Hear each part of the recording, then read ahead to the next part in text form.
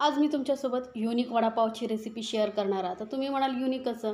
तर हे वडे बनवण्यासाठी आपण बेसनचा वापर नाही करणार आहोत किंवा वडे तळणारही नाही आहोत. एकदम वेगळ्या पद्धतीने झटपट आणि टेस्टी चीजी असे आपण हे वडापाव बनवणार आहोत, जो सर्वांनाच आवडेल. तुम्हाला जर तेलकट खायचं नाही आहे पण वडापाव खायचा आहे, तर मग ही रेसिपी नक्की पहा, तुम्हाला ही खूप आवडेल. यासोबतच आपण हिरवी चटणी आणि झटपटीत अशी तिखट लाल चटणी बनवणार आहोत, ज्यामुळे या वडापावची टेस्ट एकदम जबरदस्त होते. तर एकदा नक्की बनवून पहा. तुम्हाला ही रेसिपी कशी वाटली आणि मला कमेंट्समध्ये जरूर सांगा. या अशा छान छान रेसिपीसाठी आपल्या चॅनलला सबस्क्राईब करायलाही विसरू नका. सोबतच बेल आयकॉनवरती नक्की क्लिक करा. तर आता आपण सुरुवात करूया. सर्वप्रथम तिखट लसूण चटणी बनवण्यासाठी एकदम सोपं आहे आणि साहित्यही कमी लागतं. तर त्यासाठी बघा, इथे मी कढई घेतली आणि त्यामध्ये घेते पाव कप एवढे शेंगदाणे कच्चे. हलके भाजून घ्यायचे आहेत आपल्याला. जास्त करपवायचे नाही आहेत किंवा साल याची काळी पडेपर्यंत वगैरे आपल्याला भाजायचं नाही. फक्त आपण जे यामध्ये साहित्य वापरणार ना, त्याच्यामधला जो ओलसरपणा असतो ना, तो आपल्याला कमी करायचा आहे. म्हणजे काय होईल, आपली चटणी जी आहे जास्त दिवस टिकेल. आता हलकीशी भाजल्यानंतर यामध्ये सुक्या लाल मिरच्या घालते, 5-6 घालायच्या. यामुळे काय होतं, तर मस्त असं चटणीला जो एक टेक्चर येतो छान असं आणि टेस्टही खूप छान येतं. तर हलकासं जी हिरवी लाल मिरची असते ना, ती थोडी ओलसर असते, नरम असते. त्यामुळे जरा गरम केली ना की कुरकुरीत होते आणि वाटलीही पटकन जाते. बघू शकता आता एकदम नरम आहे. थोडीशी अशी कुरकुरीत होईपर्यंत एकदम मंद गॅसवरती आपल्याला ही भाजायची आहे. जास्तही भाजलं ना तर लक्षात ठेवा चटणीची टेस्ट बिघडते. त्यामुळे हलकंसं आपल्याला परतून घ्यायचं आहे. आता थोडंसं परतल्यानंतर यामध्ये घालते सुकं खोबरं.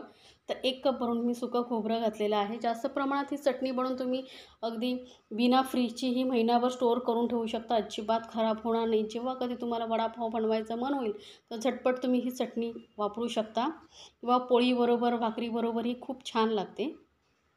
ते बघा, खोबरं ही पटकन भाजतं, करपतं. त्यामुळे मी हलकंसं गरम केलेलं आहे.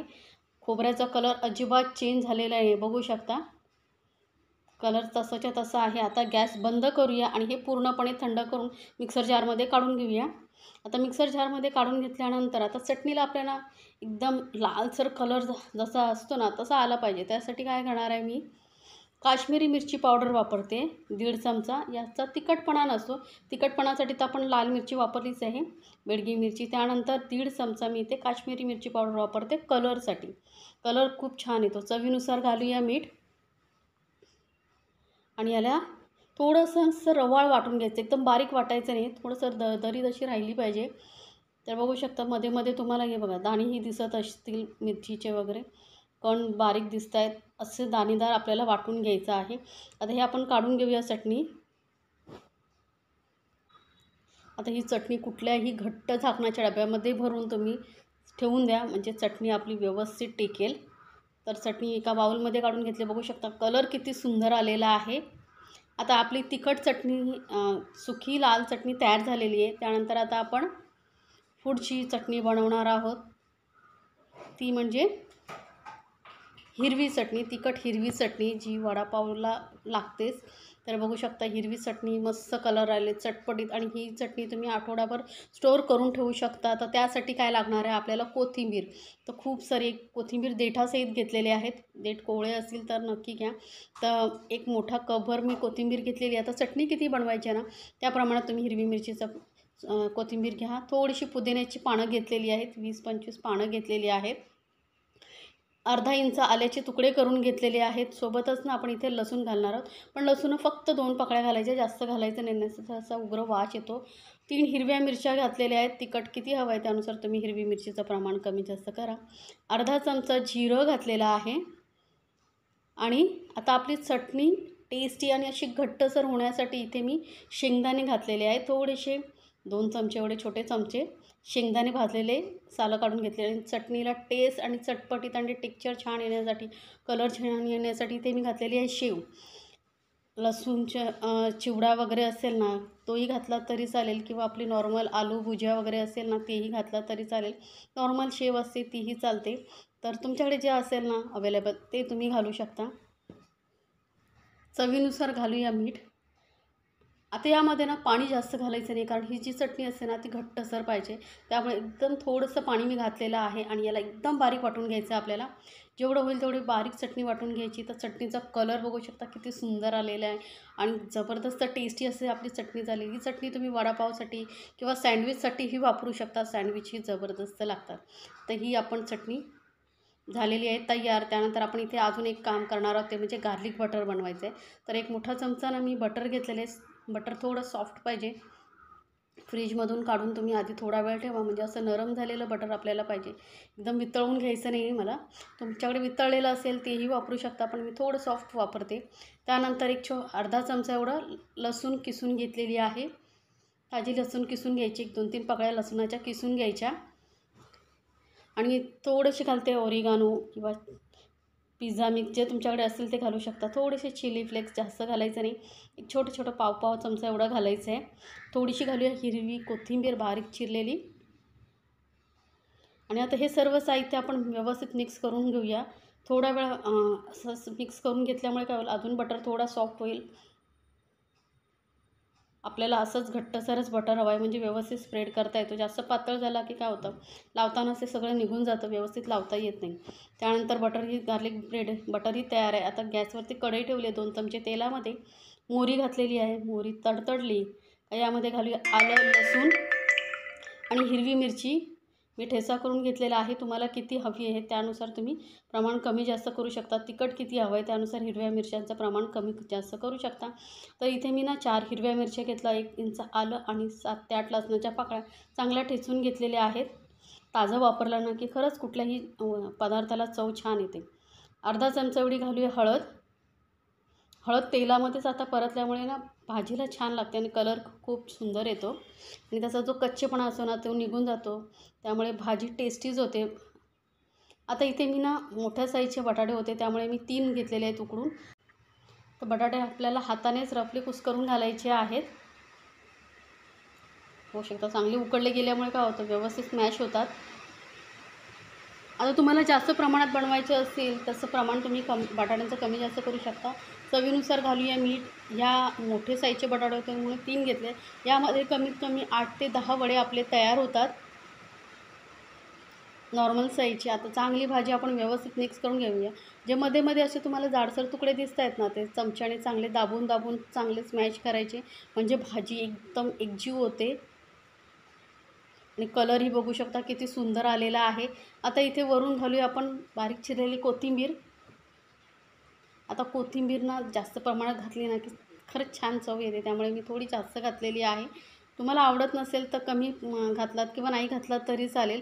आता ही भाजी आपली झालेली आहे तयार. बघू शकता किती सुंदर कलरही आलेला आणि टेस्टीही जबरदस्त झालेली आहे. सिंपल एकदम भाजी तयार आहे. आता भाजी हलकीशी थंड करून घेऊया. तोपर्यंत आपण काय करूया, पुढची तयारी करूया. इथे ना मी पाव घेतलेले आहेत. हे ना असे पाव तुम्हाला डीमार्टमध्ये वगैरे इझिली मिळतात. मधून कट करून घेतलेले आहेत. हे जे खाण्यासाठी खूप छान लागतात. आता जी खालची साईड आहे ना त्याला मी इथे लावते बटर. पण आजचे आपण जे युनिक वडापाव बनवतो आहे त्यासाठी आपण बेसन किंवा फ्राय वगैरे अजिबात करत नाही आहोत. झटपट असे वडापाव बनवतो आहे. तर बटरही लावायचं असेल तर लावू शकता, नाही लावायचं, नाही आवडत तर नाही लावलं तरी चालेल. आता आपण इथे जी हिरवी चटणी लावतो आहे वरून ती तुम्ही डायरेक्ट लावू शकता. बटर न लावता हिरवी चटणी अशी भरपूर लावायची, म्हणजे टेस्ट छान येते. चटणीचा कलर बघू शकता किती सुंदर हिरवागार असं झालेलं आहे. कोथिंबीरचं प्रमाण जास्त असलं ना की चटणीला कलर आणि टेस्टही छान येते. आणि घट्टसरच करायचं, कारण जर ओलसर पातळ केलात ना तर काय होईल, आपण जेव्हा ब्रेडला लावतो पावाला तेव्हा मग ते पाणी जास्त शोषलं जाईल आणि जो पाव आहे एकदम सॉफ्ट होईल. आता वरून भाजी लावूया, भरपूर सारी भाजी लावूया. एक मोठी अशी जाडसर थर लागेल इतपत आपण ही भाजी लावून घेणार आहोत. एकसमान व्यवस्थित सर्व ठिकाणी पसरवून घ्यायची आहे.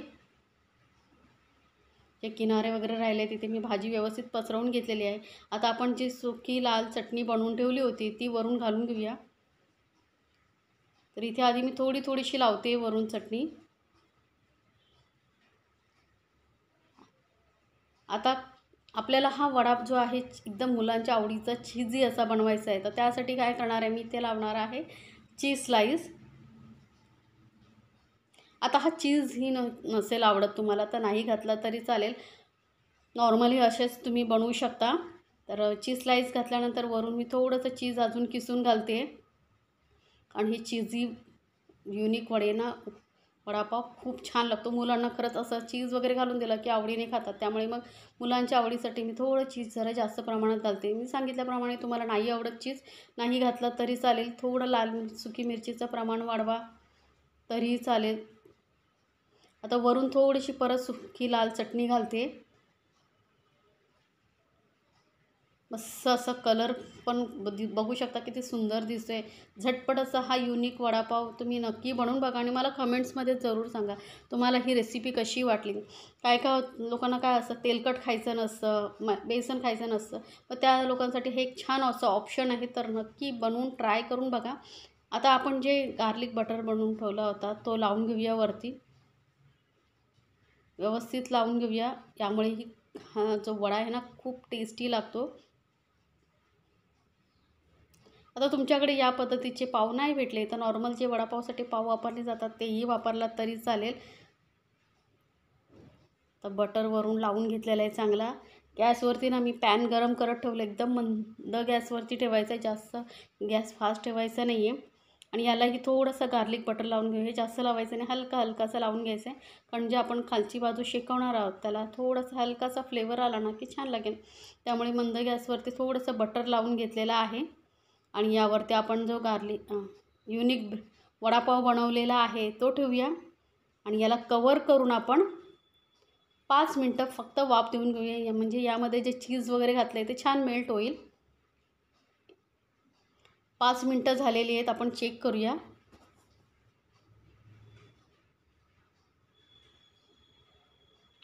तर बघू शकता मस्त असं चीजी असा आपला युनिक वडापाव तयार झालेला आहे.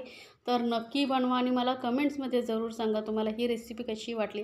अशा छान छान रेसिपीसाठी आपल्या चॅनलला सबस्क्राईब करायला विसरू नका. सोबतच बेल आयकॉनवरती नक्की क्लिक करा. म्हणजे काय होईल, माझे जे नवीन व्हिडिओ येणार ना त्याची नोटिफिकेशन लगेचच तुमच्यापर्यंत पोहोचेल.